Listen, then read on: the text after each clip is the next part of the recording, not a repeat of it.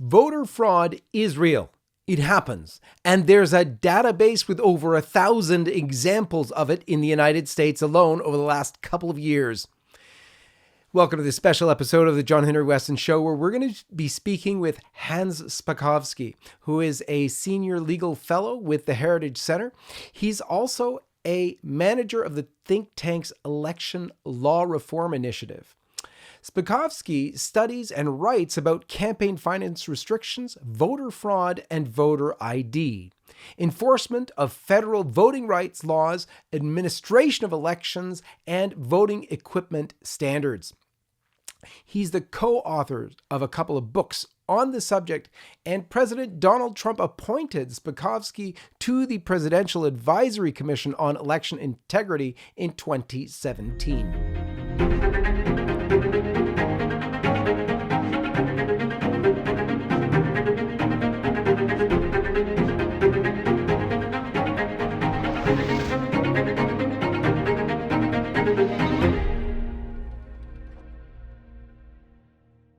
Before we begin this episode, let me remind you that Facebook and Twitter, and even now Fox News and the Drudge Report, seem to have gone all to the other side.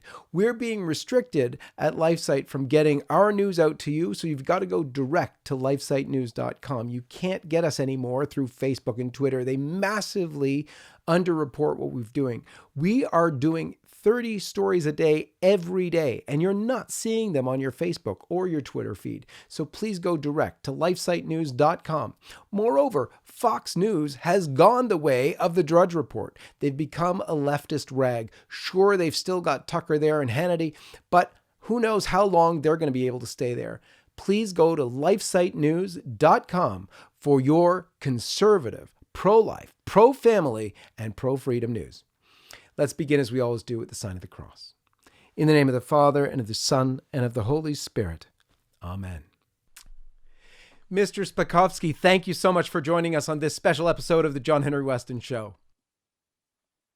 Well, John, I appreciate you having me on. We are talking to you because you're probably one of the most popular people around today, a specialist on election integrity in this day and age. Is just unbelievable. I'm sure you've been extremely busy, so we want to thank you for joining us. Tell us, what have you been up to these last few days?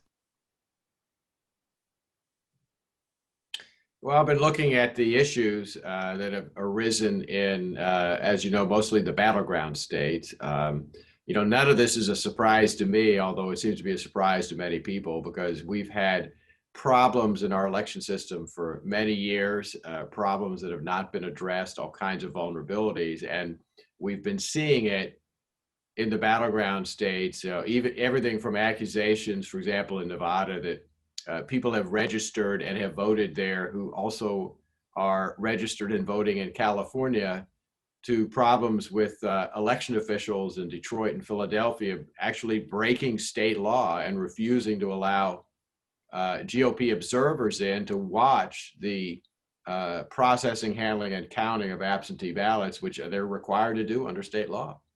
So these things are real. I think there's a lot of Americans, and especially people from all around the world, watching what's going on in the United States, thinking, oh, all of the complaining now is just Trump and his supporters unwilling to accept the results. Tell us what the reality of the situation actually is. Look, well, the reality is that we unfortunately do have election fraud occur in this country. And we also have mistakes and other problems occurring in our system. And I'll give you an example of that. Look, just 8 years ago, a Democratic congressional candidate in Maryland who had won the primary and was going to be facing off against the Republican incumbent in that race was forced out of the race after it was discovered by people doing opposition research on her, not election officials, that she was registered to vote in Maryland and in Florida and had voted in multiple elections in both states at the same time. That's highly illegal. She was forced out of the state. And while that may seem like a unique appearance, unfortunately, it's not. States here maintain voter registration rolls. We don't have a nationwide system. And unfortunately, it's relatively easy, for example, for people to be registered in more than one state, to vote in more than one state, maybe once in person, once by absentee ballot, and their chances of getting caught, unfortunately, are pretty slim. And that's just one of the many problems that we face in the election system. Okay, so here we are, days after the election. Everybody is claiming around the world, because the media has said so, Biden is president. You have different country leaders. You have the U.S. Conference of Bishops repeated by the Vatican that, Biden is the president. Is that the case right now? Well, officially, no. And he won't be until and unless all of the states have certified their election results. And that may not happen for a while because several of the states, Georgia in particular, for example, are within the percentage that allows for a recount. Okay. And obviously a recount in which they basically go through and count every single ballot in the state again can take quite some time. And they can't certify the results of the elections until after that happens. Once the states certify the results, well, then remember, we still have a meeting of the Electoral College, which will happen on the 14th of December. And that's where actually the electors of each state, either the Democratic electors or the Republican electors, depending on who won the popular vote, will actually cast their votes for president. And that's when it becomes official in terms of election results. Although remember, the vote of the electors also has to be then sent to Congress, where it's counted up in a joint session. And it's only at that joint session in the beginning of January where it becomes official as to who the president is. Absolutely. January 6th, I believe. So here we are, so early in the process, all sorts of world leaders declaring, congratulating so-called President Biden, et cetera, et cetera. That might be, I don't think the Trump administration is going to fight that if it's a legitimate election result, but it's getting to that legitimacy, which is now in question. You have written on this for many years. You've already told us that there was indeed election fraud, voter fraud in the United States. Sometimes that's led to an overturning of someone who was elected. Have you seen the type of election fraud that's going on right now previous to this? Well, keep in mind that the election is so recent that we don't actually yet know exactly what has happened. But I mean, to give you an example of the kind of things we do know goes on is keep in mind, just 2 years ago, we had a congressional race overturned in the 9th Congressional District of North Carolina. Why? Because 7 locals, including a political consultant and his staff, were engaging in tampering with absentee ballots. And they tampered with enough ballots that the State Board of Elections overturned the election. They had to hold a new election. Well, people will say, well, that's 2 years ago. Yeah, but just this past summer, the same thing happened in Paterson, New Jersey. Paterson, New Jersey, like a lot of places around the country, thought, oh, we need to switch to having as many mail-in ballots as possible. They switched to an all-mail election for their municipal election.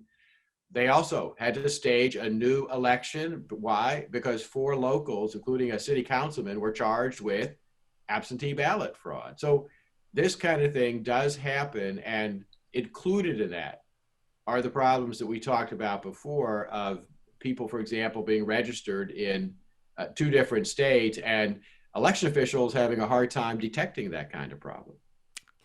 These things sometimes can be very confusing. One of the terms being bandied about right now is vote harvesting. Can you unpack that for us?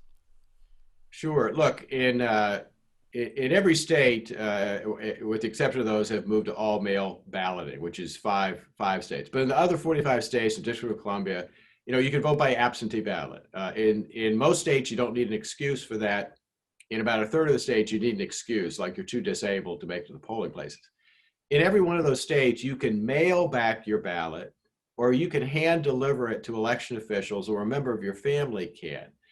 But in half of those states, they have legalized what's called vote harvesting. That means that they've legalized it for any third party to come to your front door and offer to deliver your ballot. So that means that candidates, campaign staffers, party activists, and political consultants, like the ones who stole the election in North Carolina, it's legal for them to come to your door and offer to deliver your ballot, which is a very bad idea because they've got a stake in the outcome of the election. And why would you want to hand your ballot to them? In the other half of the states, that has been banned, and that's the wise policy for states to do. You don't want to put ballots, which are a very valuable commodity, in the hands of candidates and political consultants and others who might, open your ballot and change what you did, or they might decide, we know you're somebody who routinely votes for members of the opposite party, so we're just going to deep six your ballot, not deliver it. Yeah, yeah. Now, one of the things that I wanted to ask you about, a lot of people are, I guess you could say, pie in the sky, or they want to believe that it's still America the good, that despite whatever political party you're on, you're going to be honest. And yet you're telling us that voter fraud or election fraud does exist, has existed, has been employed, has led to having to turn over elections, redo elections, so on. Sort of so disconcerting, but this is what you've seen. This is your experience firsthand, not just, but you can see this, and this is happening. So this is a real thing, in your opinion. Well, yeah, and I would urge people, if they have any doubts about this, to take a look at the Heritage Foundation website where I work, because we actually a couple of years ago started a database of election fraud cases from across the country. These are proven cases, and by proven I mean somebody was convicted in a court of law, or a judge ordered a new election because of fraud. We're up to almost 1,300 cases. And that's just a sampling of cases. It is not a comprehensive list. And look, we're following all these other cases that we're going to be adding to it, like the 4 people in Garrett County, Texas, who just a couple of weeks ago were criminally charged with absentee ballot fraud, including a county commissioner. And apparently the whole point of the scheme was to make sure that county commissioner got reelected.